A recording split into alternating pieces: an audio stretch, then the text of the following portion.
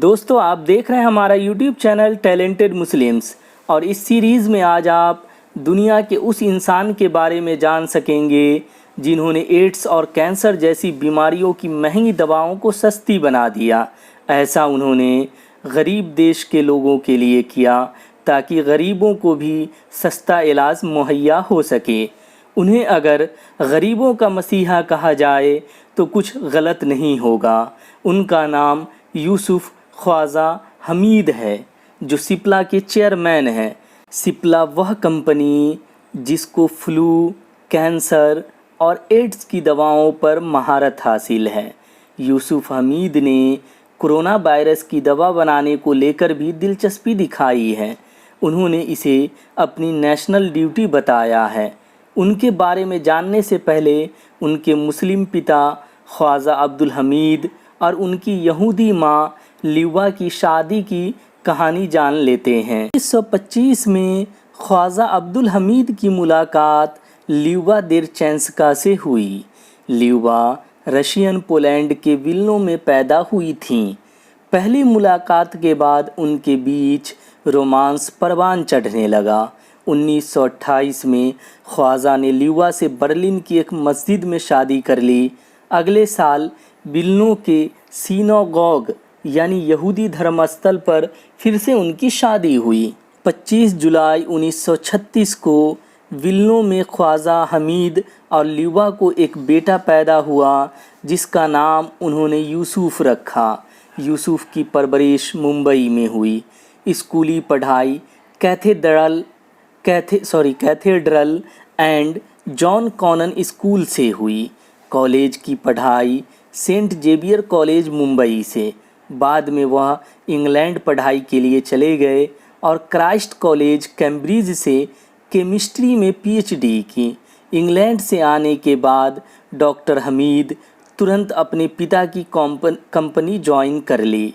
उस वक्त के कानून के मुताबिक उनको अपने पिता की कंपनी में भी काम करने के लिए सरकार की मंजूरी लेनी पड़ी। यहाँ गौरतलब बात है कि कंपनी मालिक का बेटा होने के बाद भी उनको 1 साल काम करने के बाद ही सैलरी दी गई। उन्होंने कंपनी को नई बुलंदी पर ले जाने में अहम किरदार निभाया। 1976 में उनको सिप्ला का मैनेजिंग डायरेक्टर अपॉइंट किया गया और 1989 में चेयरमैन बन गए। 2012 में वह इसके नॉन एग्जीक्यूटिव चेयरमैन बन गए। हिंदुस्तान की फार्मास्यूटिकल इंडस्ट्री यानी दवा बनाने की इंडस्ट्री में उनको महान दूरदर्शी माना जाता है।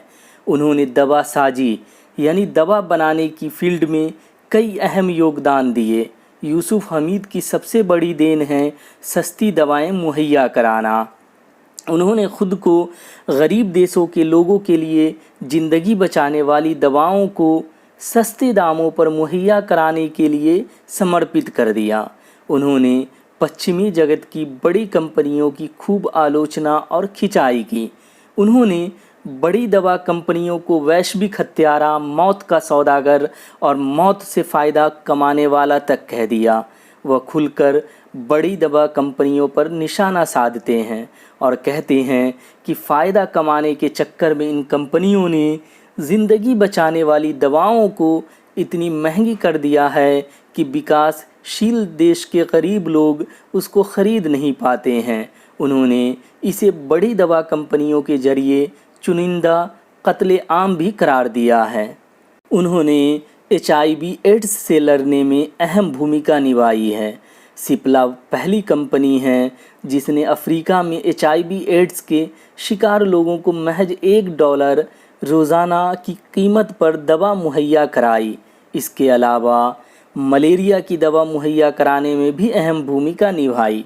यूसुफ ने कहा है कि अगर कोई कंपनी एड्स की दवा ARV बनाना चाहती है और उनको फार्मूला चाहिए तो वह यह टेक्नोलॉजी मुफ्त में देने को तैयार हैं। 2012 में उन्होंने कैंसर की दवाओं का दाम 75% कम करने का बड़ा ऐलान किया। ख़ास तौर पर भारत में कैंसर के मरीजों को सस्ती दवा उपलब्ध कराने के लिए उन्होंने ऐसा किया। उन्होंने दवा इंडस्ट्री में एक बड़ी लकीर खींच दी है जिसे छोटा करना बहुत मुश्किल है। उनकी इन दिनों योगदानों के लिए उनको कई सम्मान मिल चुके हैं। उनको भारत का तीसरा सर्वोच्च नागरिक पुरस्कार पद्म भूषण से 2005 में सम्मानित किया गया।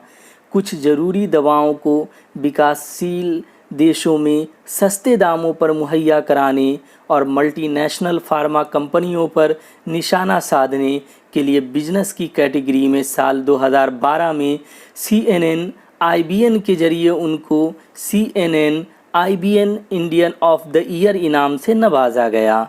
2013 में NDTV ने उनको दुनिया के मौजूदा 25 महान लोगों की लिस्ट में शामिल किया।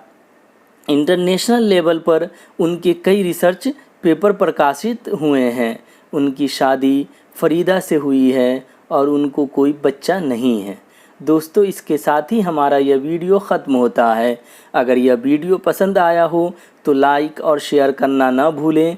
हमारे YouTube चैनल को सब्सक्राइब कर लें और बेल का आइकन भी प्रेस कर दें ताकि हमारे नए वीडियो का अपडेट्स सबसे पहले आपको मिले।